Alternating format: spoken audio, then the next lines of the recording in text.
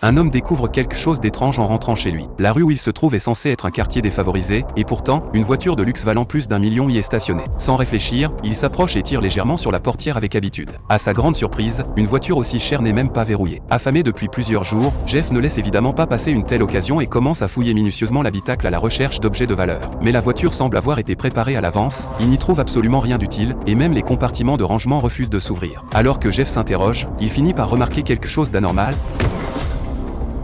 La portière est désormais complètement verrouillée. Il pense d'abord que le système anti-vol s'est enclenché, mais il n'a pas le temps d'y réfléchir, l'urgence est désormais de trouver un moyen de sortir. Il enveloppe son poing dans sa veste et tente de briser la vitre, sans succès. Il essaie ensuite de s'y prendre autrement, prenant appui avec son corps pour donner de violents coups de pied, mais la solidité du verre dépasse toute imagination, rien ne bouge. Jeff se rabat alors sur les boutons de la portière, pensant avoir peut-être déclenché le verrouillage par erreur. C'est à ce moment-là, alors qu'il est complètement perdu, qu'un appel entrant apparaît soudain sur l'écran de la voiture. Jeff n'ose absolument pas décrocher, de peur d'être repéré et arrêté. Il se dirige vers le coffre et y trouve une poignée.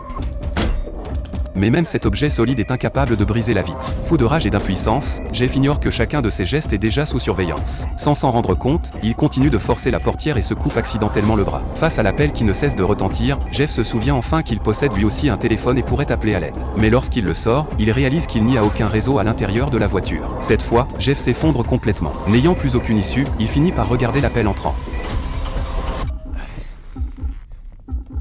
À l'autre bout du fil se trouve un vieil homme, qui affirme être le propriétaire du véhicule. Mais Jeff n'en a cure, il exige avec véhémence qu'on le libère. Selon lui, il n'a fait que voler quelques objets et la loi se chargera de le punir, personne n'a le droit de l'enfermer dans une voiture. La discussion dégénère rapidement, et l'état émotionnel de Jeff devient de plus en plus instable. Il sort alors un pistolet de son sac et tire furieusement sur la vitre. Le coup de feu ne brise pas le verre, la balle ricoche et vient se loger dans sa propre jambe. De son côté, le vieil homme se moque de lui et lui ordonne de donner son numéro d'identité, prétendant vouloir vérifier son casier judiciaire. S'il est vierge, il lui suffira de présenter des excuses pour partir. Mais Jeff n'en est pas à son premier délit. Il est hors de question pour lui de révéler son identité. Il insulte violemment le vieil homme et lui souhaite la mort.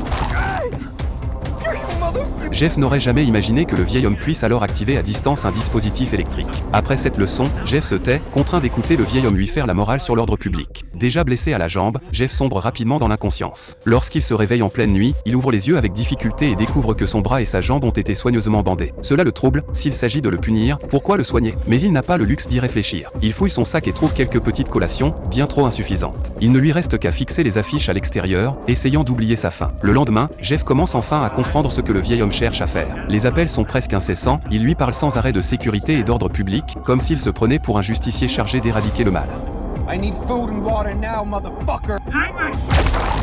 Désormais totalement sous contrôle, il subit des décharges électriques au moindre faux pas, et même la température de l'habitacle est abaissée. Jeff est complètement dompté, mais il ne comprend toujours pas quelle forme prendra sa punition. Est-ce simplement une séquestration? Alors qu'il est au bord de la folie, une jeune fille s'approche de la voiture. Jeff se met aussitôt à crier à l'aide, et la jeune fille s'arrête.